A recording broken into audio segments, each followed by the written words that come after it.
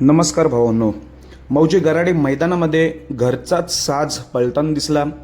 बेलगडा क्षेत्रातील देव रुत्सम हिंदकेसरी द्वादशम हिंदकेसरी बकासूर आणि त्याच्या जोडीला घरचाच साज म्हणजे साम्राज्य. ही जोडी गट क्रमांक 12 मध्ये पळाली. चांगलीच गाडी पळाली गट क्रमांक 12 मध्ये आणि गट पास होऊन गाडी सेमीसाठी पात्र झालेली आहे. जेव्हा घरचीच गाडी असते तेव्हा कोणालाही अंदाज नसतो. खरं तर तुम्हाला सांगावं तर बकासूरचं काल रात्रीपर्यंत नियोजन नव्हतं. बकासूर वादल हे 2 नंदी पळणार होते, मी कालच्या व्हिडिओत सांगितलं होतं. पण बकासूरचं नियोजन न झाल्यामुळे काल साम्राज्याला देखील तयार केलं आणि बकासूरच्या गळ्यात बकासूर साम्राज्य गट क्रमांक 12 मध्ये पळून गटपासून गाडी सेमीसाठी पात्र झाले. आणि बकासूर साम्राज्याच्या धावणीतील अजून एक वादल नवीन खरेदी, तो खुरसुंडीच्या बब्यासोबत पळाला गट क्रमांक 8 मध्ये.